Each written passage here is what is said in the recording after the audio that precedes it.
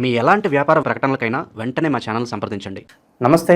ఈరోజు మన స్టూడియోలో ప్రముఖ ఆధ్యాత్మికవేత్త, జ్యోతిష్య వాస్తు పండితులు, లలితాదేవి ఉపాసకులు బ్రహ్మశ్రీ నానాజీ పట్నాయక్ గారు ఉన్నారు. గురుగారితో మాట్లాడేద్దాం. నమస్కారం గురుగారు. శ్రీమాత్రే నమః. గురుగారు, దైవం కల్లోకి రావడం అనేది చాలా గొప్ప విషయం. అందరికీ సాధారణంగా రారు, చెడు కళ్ళలో ఇలా వస్తూ ఉంటాయి. కానీ దేవుడే కల్లోకి వస్తున్నాడంటే చాలా మంచి విషయం. అయితే అమ్మవారు కల్లోకి వస్తే ఒక రకమైన సంకేతాలు ఉంటాయి. ప్రత్యేకంగా వినాయకుడు కల్లోకి వస్తే ఏం జరగబోతుంది, ఎలాంటి సంకేతాలు ఉంటాయి అంటే, ఇలా దైవం కల్లోకి వస్తుందంటే పూర్వజన్మలో మనం మంచి కర్మలు చేసినట్లయినా ఓవరాల్గా దీన్ని ఎలా చూడొచ్చు అంటారు? మంచి ప్రశ్న వేశారండి. ఇక్కడ రెండు ప్రశ్నలు మీరు సంధించారు. ఒకటి గణపతి కల్లోకి రావడము, రెండవది కర్మ థియరీ. రెండుటికి నేను మీకు క్లారిటీ ఇస్తాను. ఫస్ట్ అసలు మనకు ఎందుకు స్వప్నాలు వస్తాయి అంటే, ఒకటి అమ్మవారు స్వప్న రూపంలో ఉంటుంది. యాదేవి సర్వభూతేషు స్వప్నరూపేణ సంస్థిత, లజ్జారూపేణ సంస్థిత, విద్యారూపేణ సంస్థిత, ఇలా చాలా రకాలు ఉన్నాయి. అలాగే ఎందుకు వస్తుందండి కళలోకి? మనకి ఒక అలర్ట్నెస్ చెప్పడానికి. మనం బాగా బాధల్లో ఉన్నాం, నీకేం కాదులే, నేను ఉన్నాను, నీకు మంచి రోజులు రాబోతున్నాయని చెప్పి అమ్మవారు ఇచ్చేటువంటి ఒక గొప్ప సంకేతం దేవతా రూపంలో రావడం, అదొకటి కారణం. రెండవది, వీళ్ళకి నడుస్తున్న మహాదశ అంతర్దశలు బట్టి కళ్ళు వస్తుంటాయి. పంచమంలో లేదా 12వ స్థానంలో రాహుకేతువులు సంచరిస్తుంటే వాళ్ళకి ఎక్కువ సర్పాలు వస్తుంటాయి కళ్ళలోకి. అయితే ఇక్కడ గణపతి అన్నారు. గణపతి అంటే ఏమిటంటే, నీకు ఇంక ఈ రోజు నుంచి అన్ని ఆటంకములు తొలగిపోబోతున్నాయి అని చెప్పడం. సర్వజ్ఞానాన్ని తొలగించే వాళ్ళు గణపతి. అంతేగా దేవతలకు కూడా, మనకే కాదు దేవతలకి కూడా ఏదైనా ఆటంకాలు వస్తే ఆయనే తొలగించాలి. మనకి లలితా సహస్రనామాల్లో చూడండి, కామేశ్వర ముఖాలోక కల్పిత శ్రీ గణేశ్వర అని ఒక నామం ఉంటుంది. అదేంటో ఏమీ లేదు. అక్కడ బండాసురుడు తమ్ముళ్ళు ఇద్దరు ఉంటారు. అందులో ఒకడు ఏం చేస్తాడు, బాబోయ్ వీళ్ళు అదరగొట్టేస్తున్నారు, బీభత్సమైన యుద్ధం చేసేస్తున్నారు శక్తిసేనలు, ఎలాగరా ఆపడం అని చెప్పని ఒక విఘ్నశిలా యంత్రాన్ని పైనుంచి విసిరేస్తాడు. అది ఒక దగ్గర పడితే దాని యంత్రం యొక్క ప్రభావం ఏంటంటే అందరికీ నీరసం వచ్చేస్తుంది. ఏం చేస్తాం, ఏ యుద్ధం చేస్తాం, నాకో దెబ్బ వాడికో దెబ్బ, నేను అంటే మనం చంపేస్తాను. క్రెడిట్ ఎవరికి? అమ్మవారికి వెళ్ళిపోతుంది. మనం యుద్ధం చేయడం, క్రెడిట్స్ వాళ్ళకి వెళ్ళడమా? మనలో కొంతమంది చచ్చిపోతే బండాసుడికి వెళ్ళిపోతుంది క్రెడిట్. చిచి అవసరం లేదు, శుభ్రంగా పడుకుంటే ఎంత బాగుంటుందో అని నిద్రపోతుంటారు. ఈ వారాహి అమ్మవారు, మంత్రిని అమ్మవారు ఏంటి నిద్రపోతున్నారేంటి లేదంటే, ఎవరి కోసం, ఏ యుద్ధం, ఎవరిని ఎవడు చంపాలి, చక్కగా ఎంత బాగుందా అని ఇలాంటి మాటలన్నీ మాట్లాడుతుంటారు. అర్జునుడు ఎలా అయితే శ్రీకృష్ణ పరమాత్మ యుద్ధరంగంలో మధ్యలోకి తీసుకెళ్తే నేను చెయ్యను అన్నట్టుగా మాట్లాడుతుంటారు. అప్పుడు వీళ్ళిద్దరు వెళ్ళి అమ్మవారికి చెప్తారు, అమ్మ ఏంటి ఇలా ఇది పరిస్థితి, నాకు తెలుసులే ఏమైందో అని. అప్పుడు వీళ్ళిద్దరూ అంటే ఈశ్వరుడు పక్కన కూర్చుంటాడు, అమ్మవారికి కూర్చున్నప్పుడు ఇలా చూస్తుంది, ఏం చేయాలి. ఈశ్వరుడు అంటాడు, నువ్వేం చేయొద్దన్నావుగా, నన్ను జస్ట్ కూర్చోమన్నావుగా, నేను కూర్చొని చూస్తున్నా అని. ఇద్దరు ఒకరి ముఖంలో ఒకరు చూసుకొని ఆ నవ్వు నుంచి పుడతాడు. అందుకే కామేశ్వర ముఖాలోక కల్పిత శ్రీ గణేశ్వర. నవ్వు నుంచి పుట్టినవాడు ఏమి ఇస్తాడంటే మనకు నవ్వులే ఇస్తాడు. అలా అమ్మ ఏం చేయాలి, ఎవడో ఏదో పెట్టాడంటే పోయింది అంటే ఒకే ఒక గుద్దుతో ఆ విఘ్నశిలా యంత్రాన్ని బద్దలు చేస్తారు. అప్పుడు అందరూ మళ్ళీ ఇలా అసలు ఏంటి ఇలా ఉండిపోయి, పదండి యుద్ధం చేద్దామని. అలా ఏంటంటే మీకు కళలోకి వచ్చాడు గణపతి అంటే అది మొట్టమొదటిగా మీరు ఎంతో సాధకులైతే కానీ రారు అంత ఈజీగా.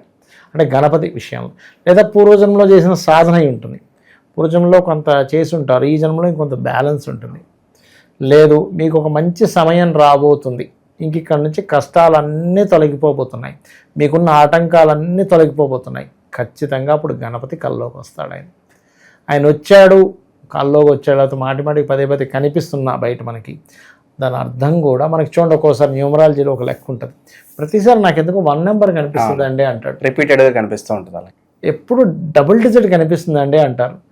ఏమోనండి నాకు ఈ మధ్య అన్ని వాచ్ టైం చూసినా అదే కనిపిస్తుంది, నెంబర్ చూసినా అదే కనిపిస్తుంది, ఏదైనా ఒక ముఖ్యమైన విషయం చూసేటప్పుడు అదే నెంబర్ కనిపిస్తుంది డిజిటల్లో అంటుంటాడు. అంటే ఏమిటి, అది ప్రకృతి ఇచ్చేటువంటి ఒక సంకేతం. అలాగే ప్రకృతి అమ్మవారి అదే శక్తి రూపిణి గణపతి రూపంలో మనకు దర్శనం ఇచ్చిందంటే, అమ్మయ్య నాకు ఇంక ఈ రోజు నుంచి అన్నీ క్లియర్ అవుతాయని గుడ్ టైం స్టార్ట్ అవబోతుందని అర్థం చేసుకోవచ్చు అంటారు. అయితే మీరు ఇందాక కర్మ అన్నారు, దాని గురించి నేను మీకు విషయం చెప్తాను. కర్మని ఎవరూ చీట్ చేయలేరు, నిన్ను కూడా కర్మ చీట్ చేయదు. నువ్వు ఎక్కడ దాక్కున్నా వచ్చేస్తుంది కర్మ. ఓకే, అలాగే మరొక విషయం ఏంటంటే, కర్మ అనుకుంటుంటాం కదా, అదే ఎక్కడి నుంచో వచ్చేది కదా, మనం చేసింది మనకు వస్తుంది. అది మీరు ఒక పిల్లవాడు ఎగ్జామ్ రాశాడు, ఎలా రాసాడో దాన్ని బట్టి మార్కులు వస్తాయి. నువ్వేం తిన్నావో దాన్ని బట్టి నీ శరీరం తయారవుతుంది. ఇప్పుడు కొంతమందికి భావన ఉంటుంది గురుగారు, తప్పు చేస్తున్నాము, మనల్ని ఎవరు చూస్తారులే, పట్టించుకోరులే ఏం కాదులే. ఇక్కడ ఖచ్చితంగా మూల్యం చెల్లించుకోవాల్సిందేనా? మీరు అన్నట్టు 100% మీరు అన్నట్టు ఏంటంటే ఎవరు చూస్తారులే ఒక ధీమా, నేను దీన్ని తప్పించేసుకోగలను అనుకుంటాడు. కానీ ఇక్కడ ఏంటంటే మనకి శాస్త్రాల్లో చెప్పినటువంటి విషయం ఏంటంటే సూర్య చంద్రులు సాక్షులట. సూర్యుడు చంద్రుడు లేనటువంటి సమయం ఉండదు. చెవుల దగ్గర 2 దేవతలు ఉంటారు, వాళ్ళు చూస్తుంటారట. కంటి దగ్గర 2 దేవతలు ఉంటారు, చూస్తుంటారట. మన కళ్ళ దగ్గర మన చెవుల దగ్గర దేవతలు ఉంటారు, వాళ్ళు ప్రతిదీ రికార్డ్ చేస్తుంటారు. ఇలా సూర్యచంద్రులు కన్ను చెవుల దగ్గర ఉండేటువంటి వారు ఈ వాయువులని వీళ్ళందరూ రికార్డ్ చేసి ఒక 5 సెట్లుగా తయారు చేస్తారట. ఈ 5 ఒకటే అయి ఉండాలి. ఈ 5లో ఒకటి రాసినా సరే మళ్ళీ రీవెరిఫికేషన్ జరుగుతుంది. కేసు మళ్ళీ రీస్టడీ చేయండి అన్నట్టుగా. అలా చూసి మనకి ఆ కర్మ ఫలితాన్ని పరమేశ్వరుడు మనకి ఇస్తాడు. కాబట్టి ఏంటంటే మనం చేసిందే మనం అనుభవిస్తూ మనం బాధపడుతుంటాం. ఇంకా కొన్ని గమ్మత్తైన విషయం చెప్తా ఇక్కడ. కొంతమంది చూడండి, అబ్బా ఏమిటోనండి అసలు అన్నీ ఉన్నాయి కానీ డబ్బులు లేవని ఏడుస్తుంటాడు. బట్ పాస్ట్ లైఫ్లో ఏం జరిగింది తెలుసా, అక్కడ డబ్బులు ఉంటాయి కానీ ఏమీ ఉండవు, మంచి భార్య ఉండదు, మంచి పిల్లలు ఉండరు. అప్పుడు వాడు ఏం కోరుకుంటా అంటే డబ్బులు లేకపోయినా పర్లేదు, మంచి భార్య మంచి పిల్లలు ఉంటే చాలండి అనుకుంటాడు. ఇక్కడికి వచ్చేసరికి డబ్బులు పెద్దగా ఉండవని వీళ్ళుంటే వీడు యాక్సెప్ట్ చేయలేకపోతుంటాడు. అంటే మనం ఎక్కడ పుట్టాలి ఎలా పుట్టాలి మనమే ఒక మాటికి అనుకోని జపంలాగా అక్కడ పుడతాం. కానీ మనకు తెలియక అబ్బా మంచి భార్య పిల్లలు మనకు డబ్బులు లేవండి అప్పుడు మనం ఏడుస్తుంటాడు. సో ఏదో అంటూ ఉంటారు కదా, మనిషికి ఏదన్నా కూడా ఏది లేదో దానికోసం పరితపిస్తూ ఉంటాడు. దానికోసమే పరితపిస్తుంటాడు. ఉన్నదానిలో ఆనందంగా ఉంటుండాలి. కర్మని మనం ఇంకొకటి, కర్మకారకుడు ఎవరు? శని. చాలామంది చేసే పెద్ద మిస్టేక్ చెప్తాను చూడండి, ఈరోజు సందర్భం వచ్చింది కాబట్టి. కర్మకారకుడైన శని పట్టుకొని పీడించేస్తున్నాడు, శని తినేస్తున్నాడు పట్టుకొని అంటూ ఉంటారు. అది చాలా పెద్ద దోషం. ఎందుకంటే అది కేవలం శని అన్నట్టే కాకుండా శనికి తండ్రి ఎవరు? రవి. అంటే మీరు శని దోషము చుట్టుకుంటారు, రవికి సంబంధించిన దోషం కూడా వస్తుంది. తండ్రిని ఇప్పుడు పిల్లలంటే తండ్రి ఆనందంగా ఉంటారా? కాబట్టి రవి దోషం వస్తే ఇంకా డేంజర్ అండి, అనారోగ్య బాధలు. అలాగే కీర్తి నశిస్తుంది,